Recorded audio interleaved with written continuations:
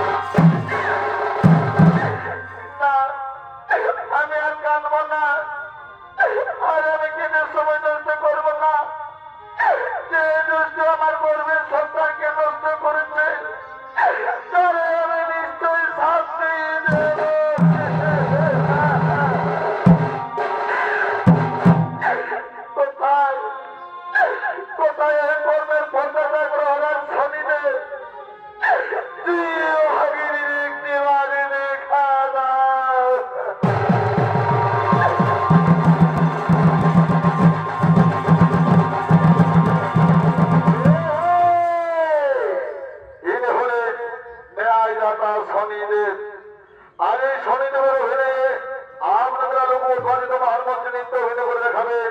ইনি হলেন ওস্তাদ পরেশ কুমার ছ সম্প্রদায়ের ছ পরিচালক নৃত্যশিল্পী বিহারী কুমার।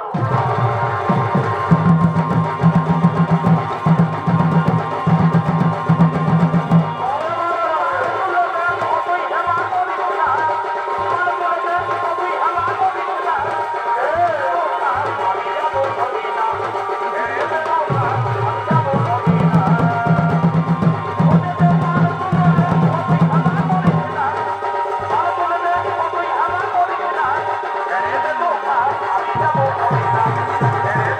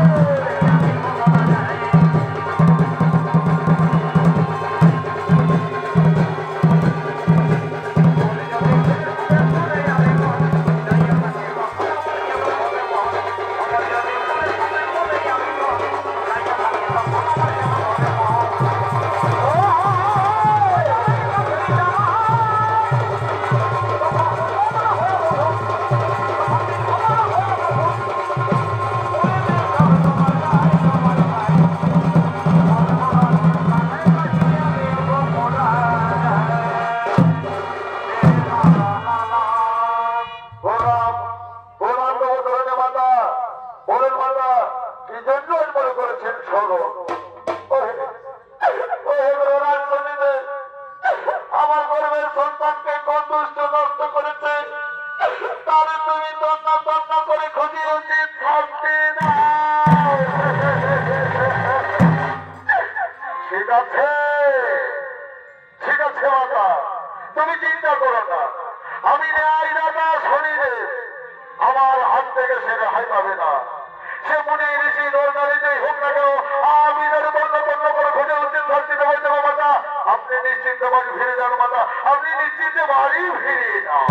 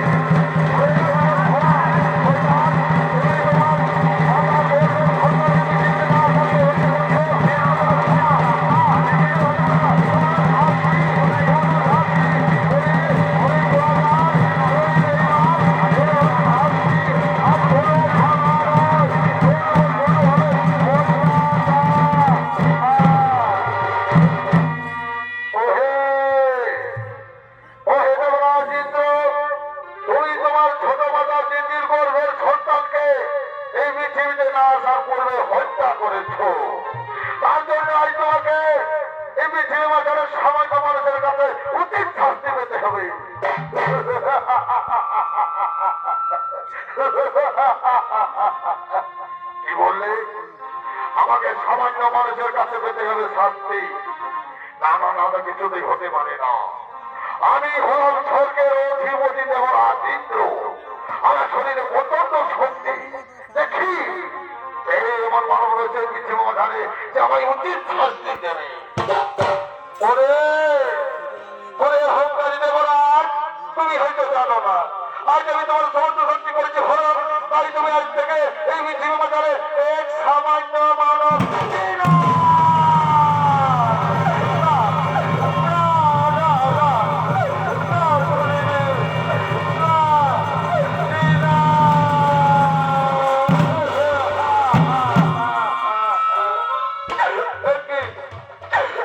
আজ আমার সমস্ত শক্তি হয়েছে হরণ, আমার যে সর্বার মন্ডল হয়ে যাচ্ছে, আমি যার মাটিতে দাঁড়াতে পারছি না।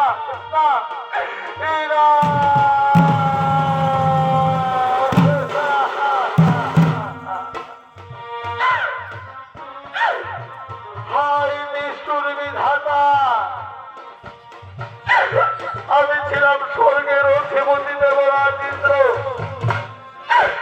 আজ আমার সর্বস্ব কেড়ে দিলে ঠাকুর। আজ আমি দেবরাজ নয়, আজ আমি মহাপাপী।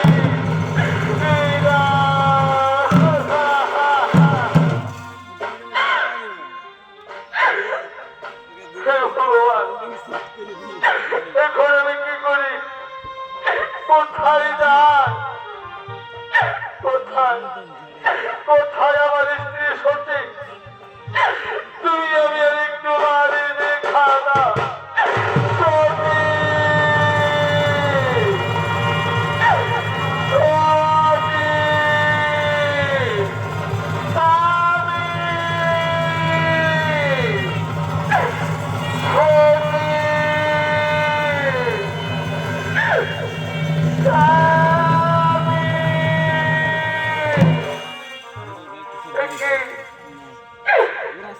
আমার স্বামীর ডাক, এই ডাক শুনে আজ আমার সিঁদুর ছুঁয়ে যাচ্ছে গো। তাহলে আমার স্বামী কোনো বিপদে পড়েছে। না না, আমি যাবো, আমি আমার স্বামীর কাছে যাবো।